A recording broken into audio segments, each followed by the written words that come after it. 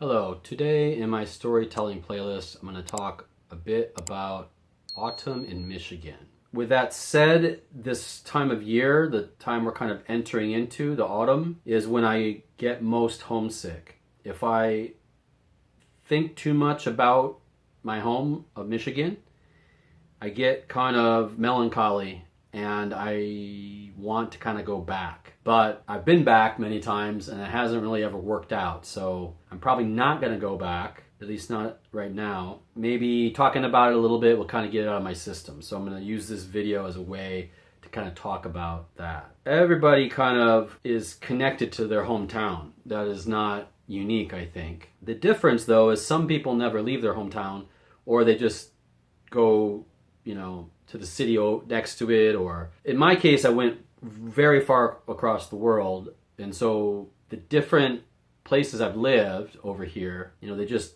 are not the same. For a while I lived in Portland, Oregon in the USA after leaving Michigan. I did about 5 years there, and I did like certain things about Portland, but again, autumn in Michigan just totally beat it out. I've lived in Daejeon, South Korea for several years, and the weather here is very strange, especially right now. It's really hot right now still and humid. I lived in Da Nang, Vietnam for a year, pretty much hot all the time, except for in winter, then it's just kind of rainy and a little bit cooler. Chiang Mai is kind of similar. In Thailand, I lived there for a year. They all have beauty in their own way, so don't get me wrong, don't think that I'm disparaging them. In some ways, they're even more beautiful than Michigan, but not Michigan in the fall. Why is Michigan so good? The leaves are changing, and Michigan has many trees. It's a very startling palette, and it happens in a really kind of beautiful way, slowly at first and then real intensely. I remember when I was a child raking leaves. That was a yearly thing you had to do. It was one of those things similar to shoveling snow, where it was work, but it also had this kind of fun element. You could make gigantic beds of leaves and you could jump in them and kind of hide in them. And I think that, as a child, that is a very simple pleasure, maybe. Another thing that I really love about Michigan at this time of year is the crisp air. The air is just very clean, and when you're doing outdoor activities, you can kind of breathe it in and it just feels very healing.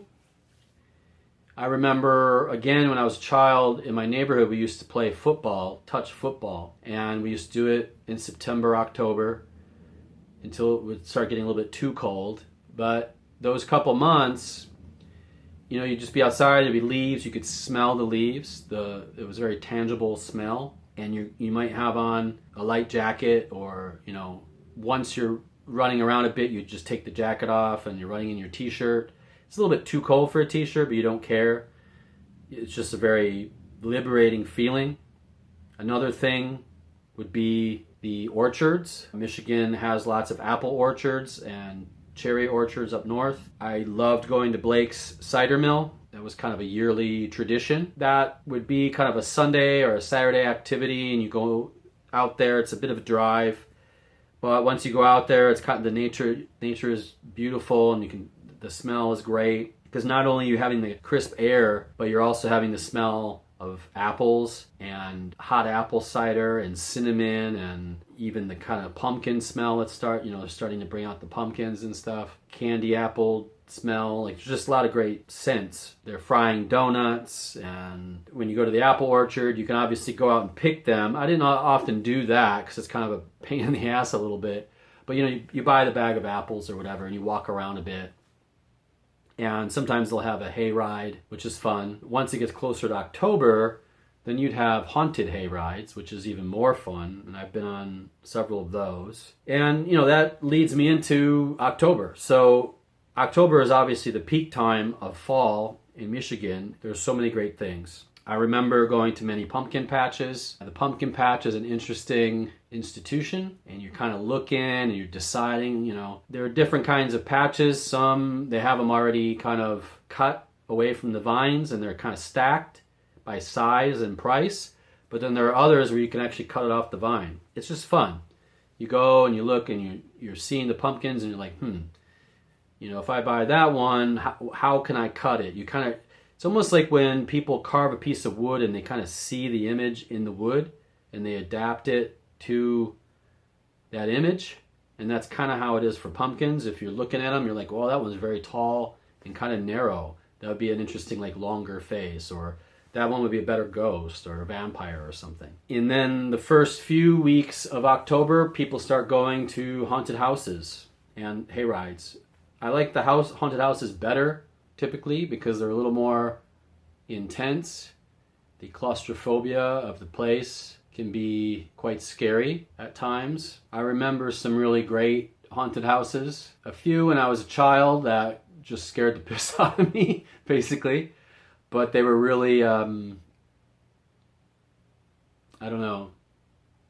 Just the idea of people putting that much effort. I know it's for money because there's a fee. I remember one I went to that was in an actual house, because a lot of times they're in like a floor of a building or something, and it's kind of a more industrial setting. But occasionally you get to go to one that's actually in a house. And I remember when I was a teenager, I went to one like that, and it was terrifying. Partly because it was in a house, and if it's in an industrial setting, it seems more contrived, kind of. But if you're in somebody's house, it just feels more true. Yeah, I mean, when I went to that, it scared the hell out of me. I'm not exactly sure how scared I'd be now if I went to one. I haven't been to one, and I think the last time I went to one was when I went back to Detroit 2 or 3 times ago, so that would have been more than 10 years ago probably. Another great thing is the kind of preparation for Halloween, the decorating of not just your house. Some people do a little, some people do a lot. Decorating your lawn or cobwebs, fake cobwebs on your porch, things like that. That's just fun. The corn stalks and things. All that stuff I think is just interesting and kind of fun. And, you know, at that time of the year, you start watching scary movies. Now, living in Korea, I've noticed that Koreans don't really like them. I know that seems like a contradiction because there are a lot of great scary movies that come out of Korea. Busan Hang, Train to Busan, you know, there's some great movies. However, on average, like if I ask my students, I know they're young, but I was young and I watched scary movies when I was young too. If I ask my students, if there's like a class of 10 students, let's say, there will be, and this is consistent, there will be 1 or 2, maybe, that likes scary movies. Koreans just don't really like being afraid. And I don't even mean just like supernaturally, you know, slasher movie kind of afraid. I mean, if they see a bug, they will lose their mind. And I'm not saying like a gigantic spider. I'm saying like, you know, a mayfly or some tiny thing, you know. They will like lose their mind. So they're easily startled, easily scared. So I don't really talk to many Koreans here about scary movies. And I don't know. In the US, it's a tradition. I have a friend on Facebook that for the whole month of October, he watches 1 scary movie each day and he kind of rates it. And it's an interesting tradition. It's fun. Then you get to assemble a costume or, you know, kind of think about what you're going to be.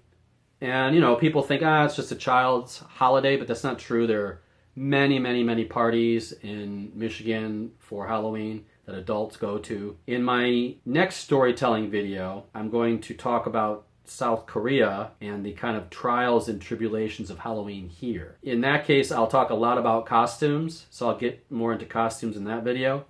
But a few other things that are really cool about Michigan, Devil's Night. If you know anything about Detroit, that's a very important night. If you've ever seen the movie The Crow, that is on Devil's Night.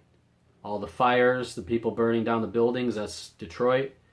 And it's an interesting cultural oddity. You know, I think it's dangerous and I think people shouldn't do it. It's hard for me to imagine my home without that aspect of it. It's just part of it. It's gotten better over the years. When I was a child, it was much worse, but it is a part of that. Halloween parties, trick-or-treating. Now that I'm an adult, when I went back to Detroit over 10 years ago, I had an apartment and I did the trick-or-treating night, you know, where you're at the front door.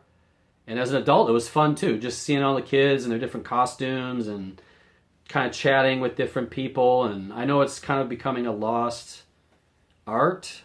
A lot of people think it's too dangerous, and I'm sure after COVID it's probably non-existent now, which I think is a big loss in a way for culture. Maybe it'll come back, I don't know. It's hard to say. People are in kind of a weird place right now with the economy and post-COVID habits. You know, eventually autumn moves into Thanksgiving, and then it leaves and it goes into the winter season. I think autumn in Michigan is great. If you have any comments about that, if you grew up in Michigan or if you've ever been there and you have anything to say about it, you can leave that in the comments. Or if there's something great about where you're from and you think it's something I might want to know, I would love to hear about it. But that's all I got. I'll talk about South Korea Halloween in the next storytelling video. Take care. Have a good day.